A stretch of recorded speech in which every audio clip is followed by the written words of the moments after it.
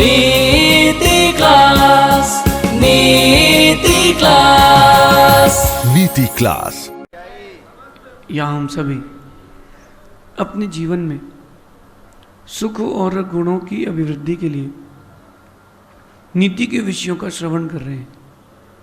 नीतिकार हमें सिखाते हैं कि जो भी समस्याएं आपके जीवन में उपस्थित हो रही हैं वो ज़्यादा बड़ी नहीं है, हम उन्हें बड़ी कर लेते हैं क्योंकि हम उनका समाधान नहीं ढूंढ पाते। समस्याएं जो भी आपके जीवन में उपस्थित हो रही हैं वो बहुत छोटी हैं, लेकिन समाधान इसलिए नहीं मिल रहा क्योंकि आपके पास वहाँ तक नज़रिया नहीं जा रहा। आप बचपन के दिन याद कीजिए, जब कोई प्रॉब्लम होती थी तो आप अपने से बड़ों से उसका सॉल्यूशन लेते थे और आपके जो बड़े थे वो उसको तुरंत सॉल्व कर देते थे। अथवा आपके पास अब कोई आता है कोई प्रॉब्लम लेकर के, तो वो प्रॉब्लम जो होती है आप तुरंत सॉर्ट आउट कर देते हो। क्यों? ऐसा क्यों? क्योंकि अब आपके पास बुद्धि बढ़ गई है, आपको लगता है इतनी सी तो बात है, कर नहीं पा रहा क्या? हर समस्या का समाधान है, समाधान तो है, लेकिन समस्या ये है कि समस्या आपके अंदर से जाती नहीं और आप एक ही पहलू से सोचते हैं, उसको अलग अलग पहलू से नहीं सोचते कि हम जो कुछ भी करना चाहते हैं उसको आप एक ही दृष्टिकोण से देखते हैं। जब आप इंडिया का मैच देखते हैं तो यही सोचते हैं कि इंडिया जीते, इंडिया जीते। जब आप आईपीएल देखते तो सोचते हैं कि आरसीबी जीते, आरसीबी जीते। तब आपको वो दूसरी टीम का जो खिलाड़ी है, भली तुम्हारी टीम का कैप्टन क्यों ना हो, वो नहीं दिखता। तो आप पहलू अगर अलग अलग बदलेंगे तो चीज़ें आपके लिए और अच्छी हो सकती हैं। आज की नीति भी यही कह रही है। हर समस्या को कई पहलुओं से देखना सीखें। जो भी समस्या है उसको आप अलग अलग नज़रिए से देखना सीखें। अनेक पहलू जो होते हैं वो समाधान के अनेक द्वार खोल सकते हैं। अभी एक मैं आपके और हमारे बीच में एक संख्या लिख रहा हूँ, ध्यान से सुनना। मैंने आपके और मेरे बीच में एक बहुत बड़ा नंबर लिखा है 9। मुझे क्या दिख रहा है? 9। और आपको? आप सही हो कि गलत? आप अपनी दृष्टि से सही हो, आप अपने एटीट्यूड से सही हो, अपने नज़रिए से सही हो। जहाँ आप खड़े हो वहाँ से सही हो, और मैं जहाँ पर खड़ा हूँ वो मेरी दृष्टि में, नज़रिए में वो सही है।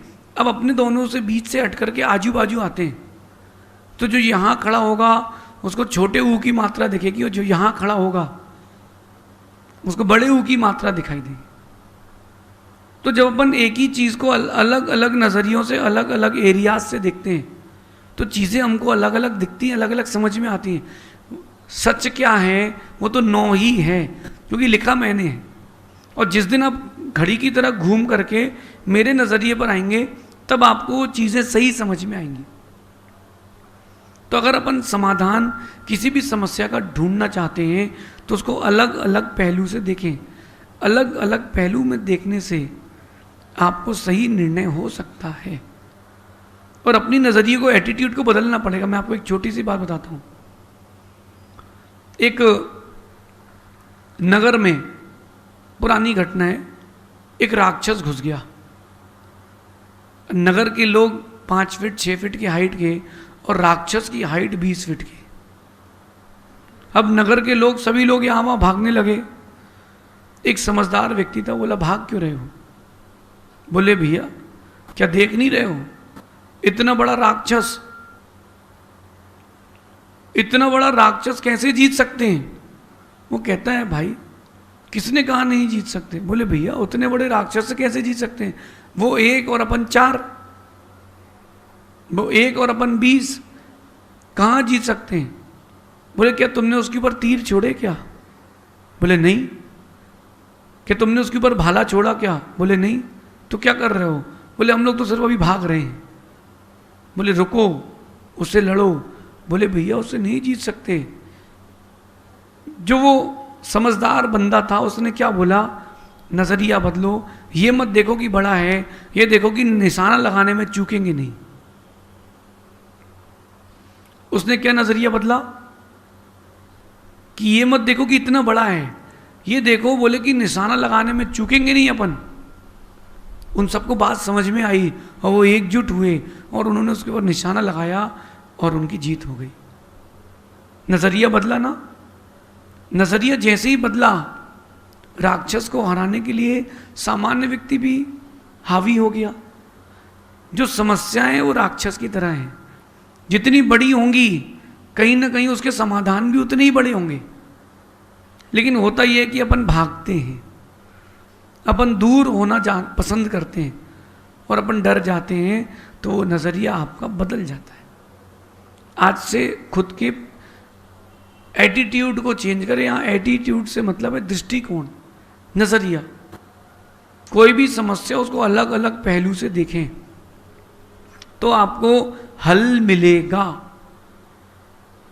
2019 में बहुत पानी गिरा था और बहुत अधिकतम फसलें खराब हुई थी। ध्यान से सुनना। एक व्यक्ति ने अपने खेत में सोयाबीन बोया, 5 एकड़ का खेत, अच्छा सोयाबीन बोया, और बस फसल काटने के 20 दिन पहले पानी इतना आया कि बादल फट गए, बाढ़ आ गई। सब लोग रो रहे थे, वो बहुत खुश था। उसने क्या किया, अपने 5 एकड़ के खेत में जो मेड़ थी, मेड़ 2-3 फीट की बाउंड्री होती मेड़, उसने उसको मेड़ को 10 फीट कर दिया, 10 फीट। और उसकी जो मेड़ थी 10 फीट की हो गई, उसका खेत अब हो गया तालाब, क्योंकि पानी बाहर गया ही नहीं। वो उसने कुछ नहीं किया। लोगों ने पूछा क्यों, बोले देखो फसल तो जा ही चुकी थी। तो बोले फिर, तो बोले मैंने अपने खेत का वाटर लेवल अच्छा कर लिया। उसने उस समस्या में भी आगे का समाधान देख लिया और वाटर लेवल अच्छा हो गया है तो अल्टीमेटली खेती उसकी अच्छी होगी। कम पानी डालना पड़ेगा, कम मेहनत करना पड़ेगी। समस्या में भी एक समाधान है, क्योंकि सा से समस्या, सा से समाधान और सा से सफलता है। वो आपके पास है, बस अपन को दृष्टिकोण करना है, नजरिया वहां लेके जाना है। गर्मी हो, रात को लाइट चली जाए, कूलर, एसी, पंखे सब बंद हो गए, अब क्या करोगे? क्या करोगे? कमरे के अंदर बैठोगे तो संक्लेशता होगी, तकलीफें होंगी।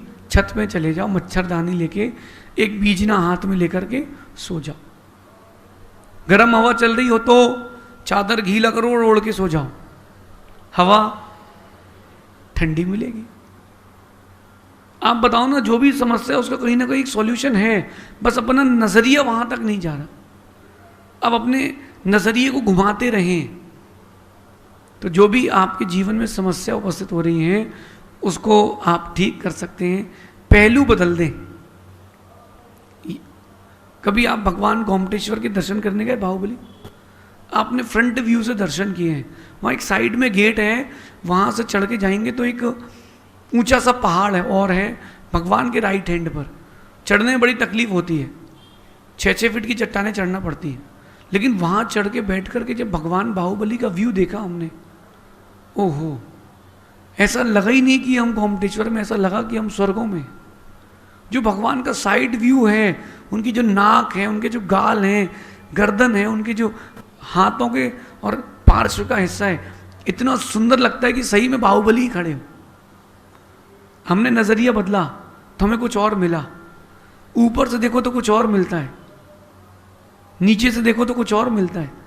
पहलू बदलें, हर चीज के पहलू बदलें। ये कैमरा है, इसमें जूम इन जूम आउट होता है, लेंस बदले जाते हैं। उससे क्या होता है? उससे फोकस बदलता है। 2-2 किलोमीटर दूर की चीजों की फोटो खींच लेते, चांद तक की फोटो खींच लेते हैं। लेंस बदला है तो आपको फोटोज में डिफरेंस मिल रहा है। अपने देखने का, सोचने का नजरिया बदलें, आपको भी कुछ डिफरेंट चीजें मिलेंगी। कहते हैं कि सोच का दायरा जितना बड़ा होता है, समाधान की संभावना भी उतनी बड़ी होती है।